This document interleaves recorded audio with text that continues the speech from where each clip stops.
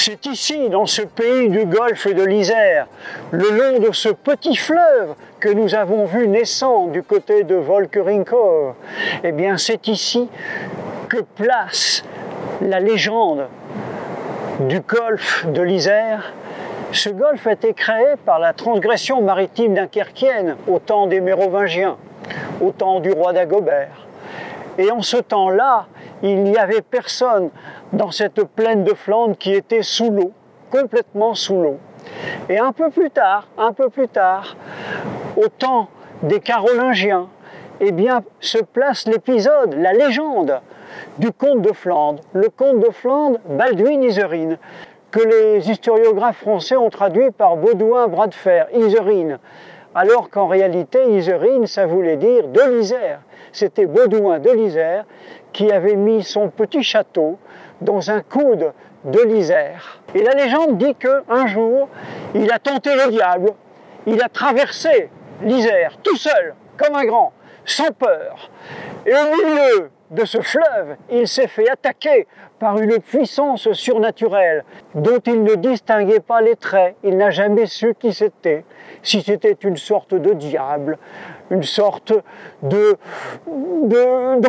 du ciel ou d'envoyé de l'enfer, il n'a jamais su. Mais il a lutté toute la nuit contre cette puissance. Et au matin, il l'a vaincu et il a terminé sa traversée du fleuve. C'est normal, sans quoi il n'y aurait pas eu de comte de Flandre. C'était lui le premier, il n'y aurait pas eu de descendance des comtes de Flandre.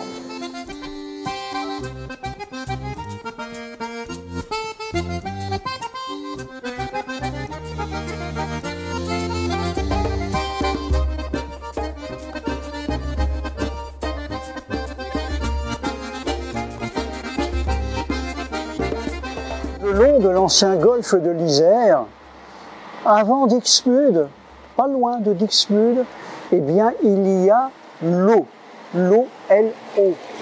Il est possible que ce lieu d'habitation des temps carolingiens ait donné son nom à ce que nous appelons en Flandre française le Lowweg, c'est-à-dire le chemin de l'eau. Il en subsiste aujourd'hui de ce passé médiéval de l'eau quelques monuments tout à fait pittoresques, tel celui qui se trouve juste devant vous.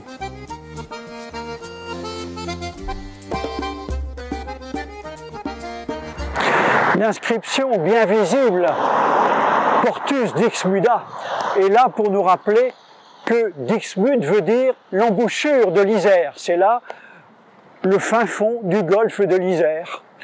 Et Dixmude, pensez à l'anglais Dicas Muta, Mouth, l'embouchure de l'Isère.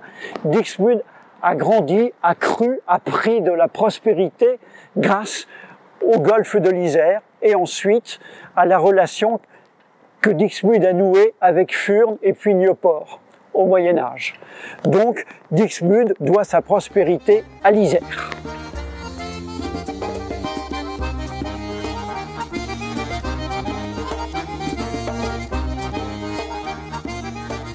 Nous sommes ici devant les monuments qui symbolisent le souvenir qu'ont les Flamands de ces combats qui ont fait rage le long de l'Isère. C'est le long de l'Isère que l'avance allemande a été bloquée par les Alliés, et notamment par les Belges, les Français. Souvenons-nous des fusillés de la marin de l'amiral Ronarc'h. Eh bien, les Belges, eux, ont conservé, les Flamands belges surtout, un autre souvenir. Ils ont conservé le souvenir d'une guerre dans laquelle les soldats flamands, commandés par des officiers francophones, ont été tout simplement massacrés par la rudesse des combats. Et quand je dis la rudesse, c'est un euphémisme. Alors ces deux monuments qui restent ont été élevés en souvenir. Le premier, le plus petit devant nous, eh bien, il est petit, pourquoi? Parce qu'il a été saboté, il a sauté. C'est un attentat qui a eu lieu et qui a fait sauter ce monument du souvenir. Alors les Flamands en ont élevé un plus grand derrière, encore plus grand. Et aujourd'hui, dans ce plus grand monument, eh bien, il y a un musée.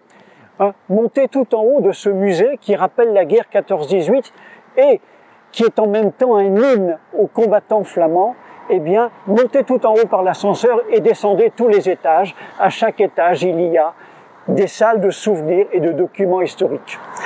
Alors il y a trois sentiments qui se rencontrent ici devant ces deux monuments et à l'intérieur de ces deux monuments. Trois sentiments. Le premier, donc on en a parlé, c'est le souvenir de cette boucherie qu'a constitué la guerre 14-18. Le deuxième sentiment, c'est celui du nationalisme flamand qui, je dirais, a remonté à la suite de cette horreur qu'a été la guerre 14-18 et dans laquelle les Flamands se sont sentis massacrés. Et le troisième sentiment, c'est le sentiment de la catholicité profonde de la Flandre. La Flandre a toujours été, depuis le début, profondément catholique. Alors, le symbole, ce sont les lettres qui sont écrites tout en haut sur ces monuments, AVVK, AVV, VVK. AVV, Alle voor Vlaanderen, ce qui veut dire tout pour la Flandre, et VVK, Vlaanderen voor Christus, la Flandre pour le Christ. C'est hautement symbolique, je dirais, d'un sentiment flamand particulier qui a dominé la Belgique, la Flandre belge, un certain temps. Aujourd'hui encore, chaque année, il y a organisé par, je dirais, les nationalistes flamands, l'Isère Bedevaart, c'est le pèlerinage à l'Isère, chaque année, qui donne lieu à des cérémonies, on va dire, patriotiques flamandes et du souvenir, et en même temps à la prière pour la paix, parce qu'on ne veut plus que cette guerre se reproduise. C'est pourquoi il y a sur l'un des bâtiments le mot Pax, la paix. Voilà, voilà ce qu'on peut dire. On pourrait dire beaucoup de choses, bien sûr, mais il vaut mieux point trop d'en dire.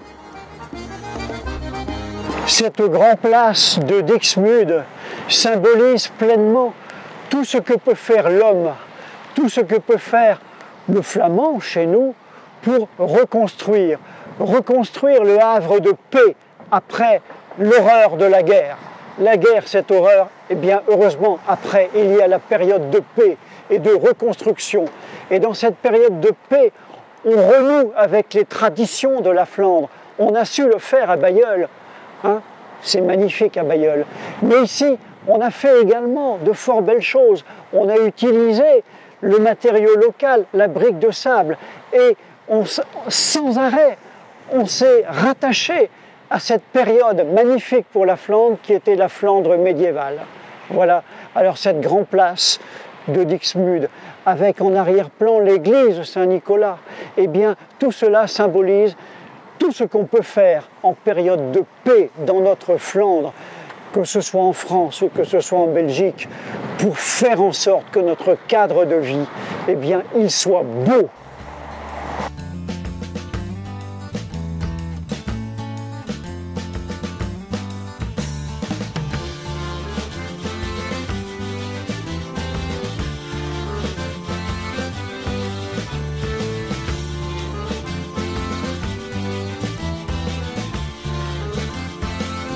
Dixmude, ville détruite, mais Dixmude, ville reconstruite. Et quel plus beau symbole de ce retour de la paix que ce béguinage, magnifique béguinage, oh lui aussi reconstruit. Mais c'est un havre de paix au cœur de cette cité aujourd'hui moderne, florissante, prospère, mais qui conserve le souvenir de son passé et qui toujours essaye d'incarner la paix retrouvée.